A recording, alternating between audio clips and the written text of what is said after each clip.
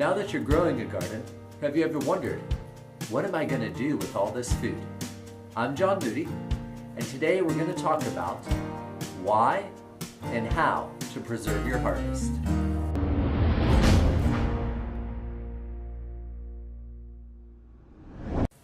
So I'm going to be doing a series of videos that's going to cover a number of different ways that all this great food that you're now able to grow can be stored and otherwise made safe and secure for later use. But you might be sitting here going, do I really want to go through all that trouble? Why would I want to preserve food? Why do I want to go back to my grandma and great-grandma slaving over a big hot cauldron of boiling liquid, fermented smelly stuff in my basement? Why would I want to go back in time to preserving food when I can just go to a grocery store? I can go to Walmart, I can go to Kroger, I can go almost anywhere and get food whenever I want. And it's a good question. Preserving food is work, but there's a lot of benefits to preserving food, and there's a lot of reasons why you should do it. The first reason is because of limited supply.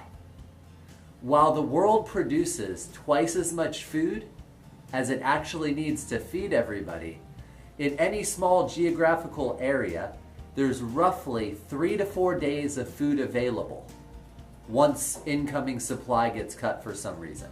So think snowstorms, think a sudden surge in fuel prices, think of 100 different things that could interrupt food getting to where you live, to the city, the county, the region.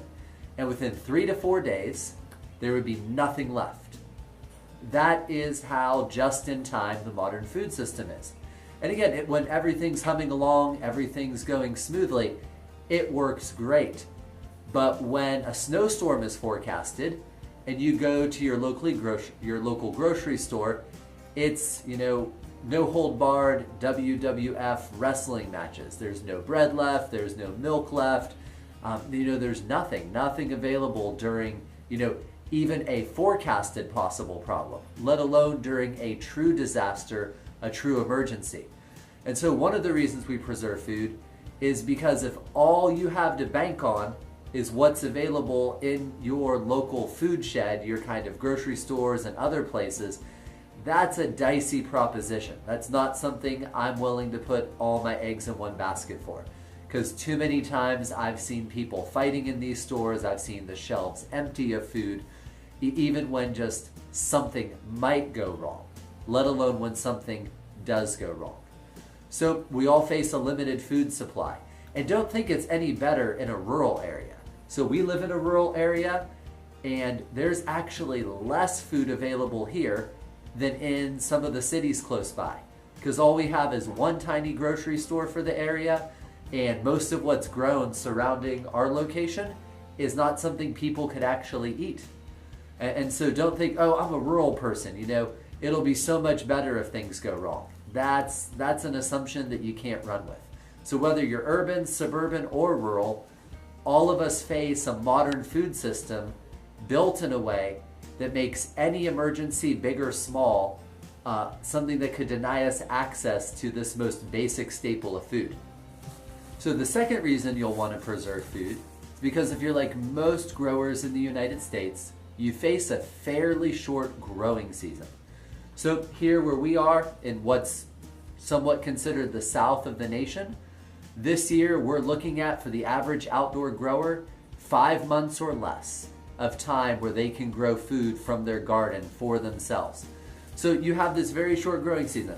In some future videos, if it interests you all, we can talk about some ways to kind of expand that growing season. There's things you can do on the front end, things you can do on the back end, make your growing season a little bit bigger. But unless you're going to invest in some really big infrastructure, at most you're looking at, a 5 to 7 month growing season in the continental United States. That leaves you with just about half the year that you can't grow any of your own food in your garden where you are in your location.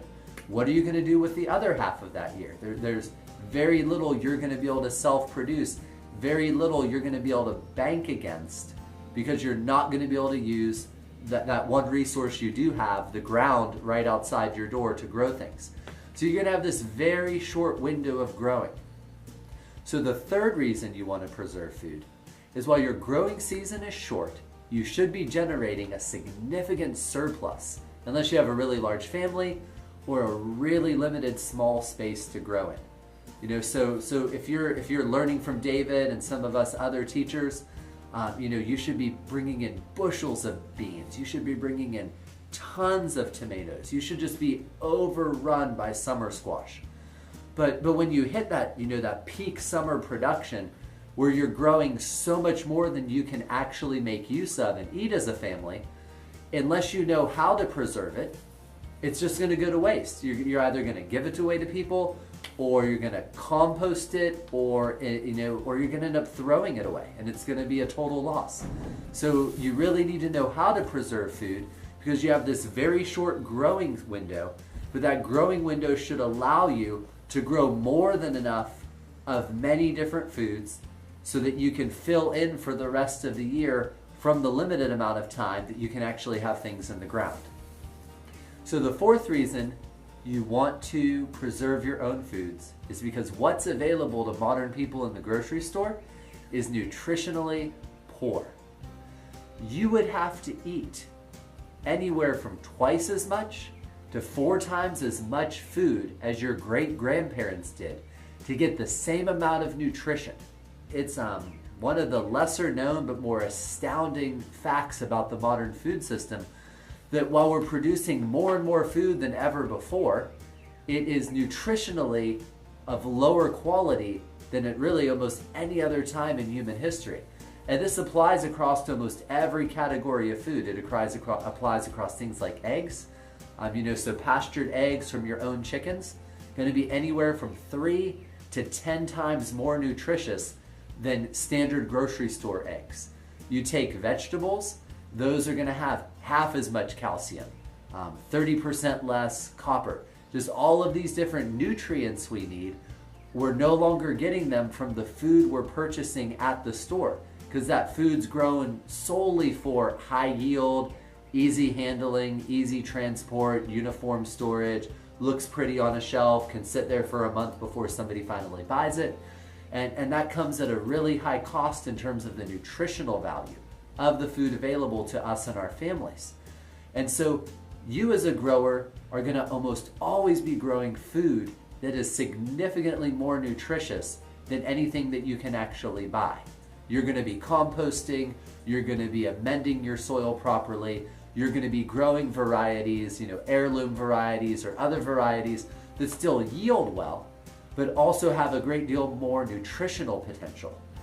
And this is going to carry over, when we talk about ways of preserving food in some of the coming videos. The amount of nutrition a food starts with is very, very important, because the way you process that food to preserve it will either increase its nutritional value, or in a lot of cases, it will decrease its nutritional value.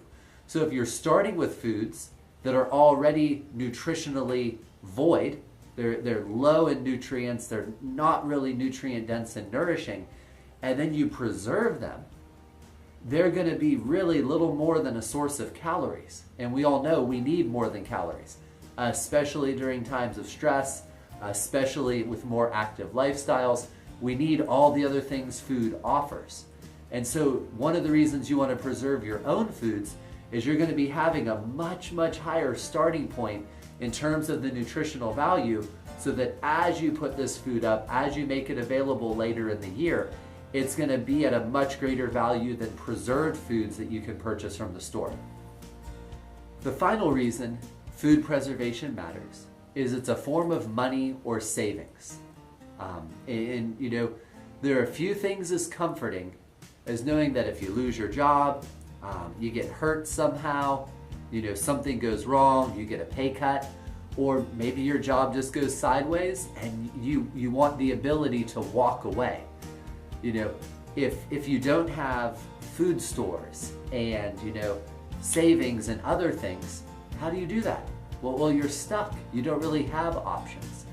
And so preserved foods, having, canned goods and stored goods and root cellared goods and fermented things, having all these foods available is a form of insurance. In some ways, it's really even better than money in the bank, because you're not going to get taxed on it and all these other things that happen to other stuff. So it's a great form of insurance that really can take the edge off and the stress off of some of the financial challenges that we also try and prepare for in life. Or it can provide some much needed flexibility and breathing room when something goes wrong, something goes sideways, you have an unexpected car repair, and you need to pull money from somewhere in the budget. Well, if you have a bunch of preserved foods, you can eat out of your own for a time until that's taken care of and you get back on track the following month, hopefully. And so preserved foods are just, in our experience personally, we've had great years financially. We've had terrible years financially. We've had years where because of having a baby, you have a whole bunch of additional expenses. And then we've had years that, I leave a job suddenly, change this, change that, or something else goes wrong, something else goes right. And having that buffer of knowing we have all of this food available, that we can sub out of getting this item from here or that item from there, and we can just eat what we have. It is a wonderful form of insurance to help protect your family and also take some of the stress out of life for your family, give you a little bit more breathing room and flexibility. So let me know if you have any more questions about why you might want to preserve food, any other benefits or drawbacks to doing it. And now in the next coming video, we're going to move on to one of my favorite